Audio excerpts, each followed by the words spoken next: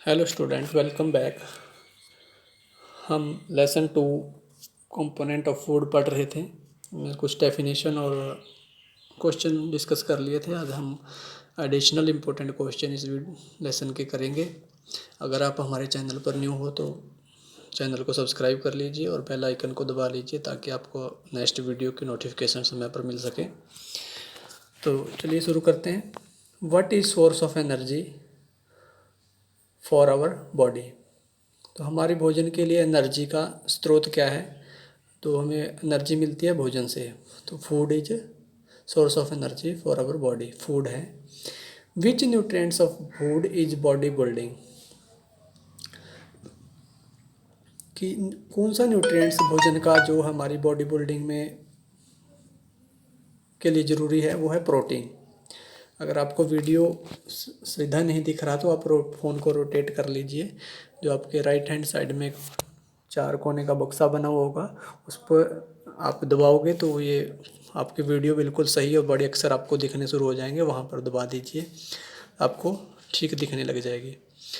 विच nutrients act as protective food? Protective food किसको कहते हैं? विटामिन और मिनरल्स, क्योंकि यही हमारी बॉडी में इम्पोर्टेंट रोल प्ले करते हैं। Which is more energy rich nutrients, fat और carbohydrates?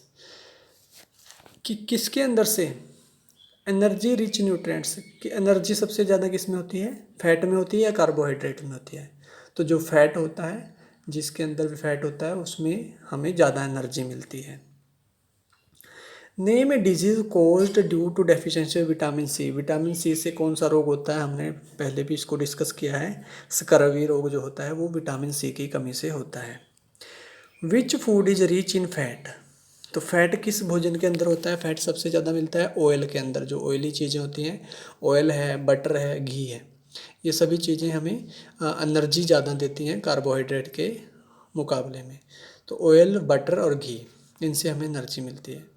Which nutrients is present in sugar, potato and serial? कि कौन शुगर में, पोटैटो में और सीरियल्स में, दालों में कौन सा न्यूट्रिएंट्स होता है? कार्बोहाइड्रेट्स होता है।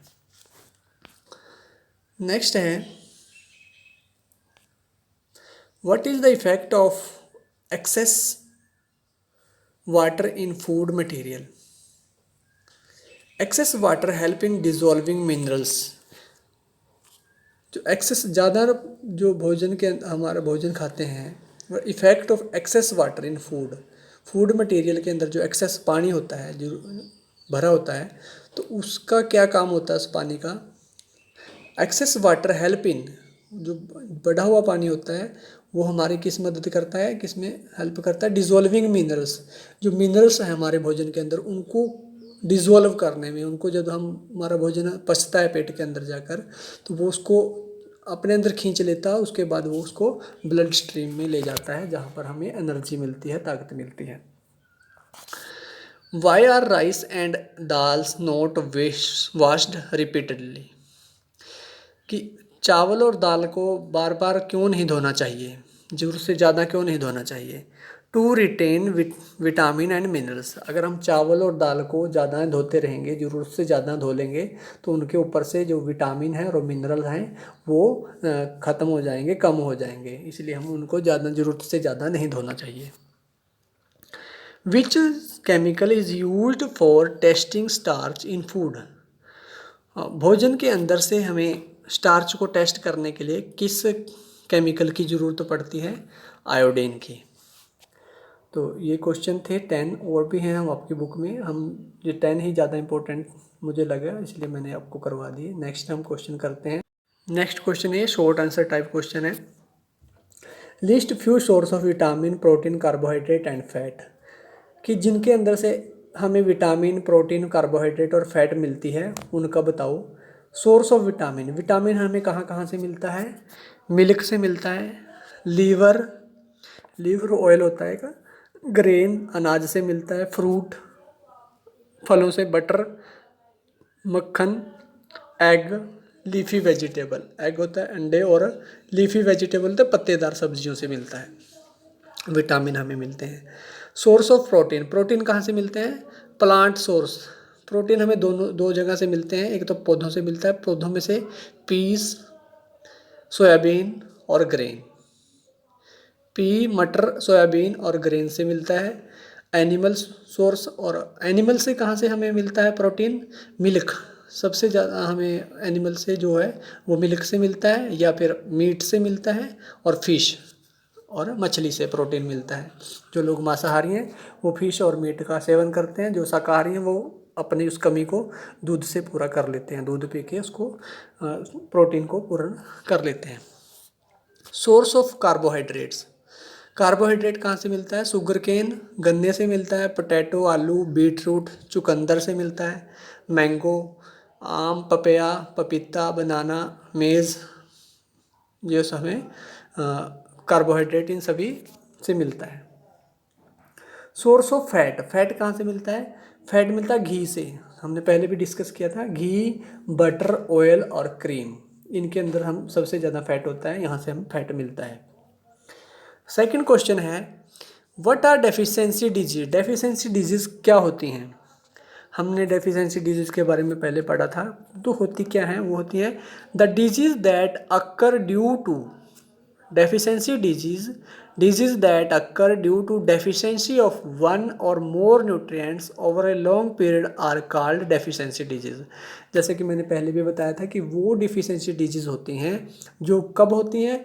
जब हम वन और मोर न्यूट्रिएंट्स कि हमारे भोजन के अंदर एक या एक से ज़्यादा न्यूट्रिएंट्स को लंबे समय तक, काफ़ी समय तक हम उसको ना खाएं, तो वो न्यूट्रिएंट्स की कमी से हमें वो रोग हो जाते हैं।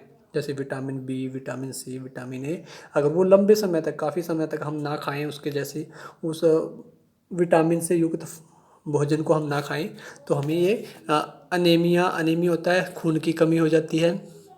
रिकेट्स होता है, scurvy and गॉइटर्स deficiency disease.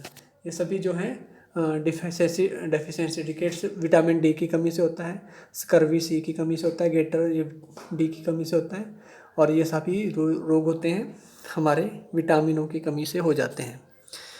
What is obesity? Obesity क्या है? मोटापा क्या है? What are its cause and how it affect on health? ये हमारे इसके क्या कारण हैं और ये हमारे स्वास्थ्य पर कैसे प्रभाव डालता है।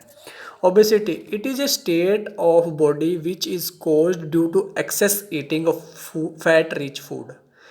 ओबेसिटी, मोटापा क्या है? एक स्टेट है बॉडी की, अवस्था है बॉडी की, एक ऐसी अवस्था है, it is state of body which is caused, क्यों होती है ये?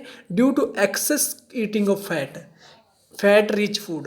अगर हम फैट रिच फूड, जिस भोजन के अंदर ज़्यादा फैट होती है, अगर हम उस भोजन को खाएंगे तो हमें जो है ओबेसिटी हो जाएगी, मोटापा हो जाएगा। इसलिए हमें सब चीज़ें बैलेंस में खानी चाहिए, ज़रूरत से ज़्यादा नहीं खानी चाहिए। कोज ऑफ ओबेसिटी, ओबेसिटी के क्या कारण हो सकते हैं? एक तो होते हैं eating excess fat in food cause obesity. मोटापा क्यों होता है? हम जो फैट वाला भोजन होता है, तले हुए भोजन होते हैं, अगर हम उनको ज़्यादा खाएंगे तो हमें ओबेसिटी हो जाएगी। दूसरा, हार्मोनल इम्बैलेंस में कोज ओबेसिटी। जो हमारी बॉडी के अंदर हार्मोन होते हैं उनका इम्बैलेंस, बैलेंस में ना रहते हैं, अगर वो बैलेंस में नहीं रहेंगे तो वो हमारी बॉडी को जो वेट को ख़राब कर देंगे और हमें मोटापे की तरफ बढ़ा देंगे। उसके बाद हेल्थ हैजार्ड ऑफ ओबेसिटी, हमारे स्वास्थ्य पर क्या प्रभाव पड़ता है? अगर मोटापे का हमारे व्यक्ति के स्वास्थ्य पर क्या प्रभाव पड़ता है? A person having obesity has high chance of having heart disease. जो व्यक्ति मोटा होता है, मोटापे का शिकार होता है, उसके ज़्यादा से चांस होते हैं उसको हार्ट डिजीज़ होने की संभावना ज़्यादा रहती है, उसको दिल के रोगों की संभावना होती है। दूसरा है obesity can lead to hypertension. Hypertension होता है बीपी का बढ़ना, जैसे ब्लड प्रेशर कम ज़्यादा होता है तो ज़्यादातर उसका जो मोटे व्यक्ति होगा उसका बीपी बढ़ा रहेगा, ज़्यादातर हाइपरटेंशन का शिकार रहेगा। उसके बाद है obese people easily suffer from diabetes. Diabetes जो होता है मधुमेह का रोग होता है, शुगर की जो पेशेंट होते हैं, वो मोटा व्यक्ति जो होता है उसको ज़्यादातर संभावना है कि वो डायबिटीज़ का उसको रोग होने की संभावना रहती है। तो ये थे हमारे इम्पोर्टेंट क्वेश्चन, और इस बुक में और भी दे रखे हैं, हमने जो ज़्यादा इम्पोर्टेंट आपके लिए लगे मुझे, मैंने वो करवा दिए हैं। तो आप इनको ही आप राइट और लर्न करेंगे अपनी नोटबुक में। तो उसके बाद अगर आपको कुछ समझ में नहीं आया तो कमेंट करके बता सकते हैं। मिलते हैं नेक्स्ट वीडियो में नए लेसन के साथ। तब तक के लिए आप इन दोनों लेसनों को, फर्स्ट और सेकंड लेसन को आपका कंप्लीट हो गया है। तो मिलते हैं नेक्स्ट वीडियो में। Have a good day.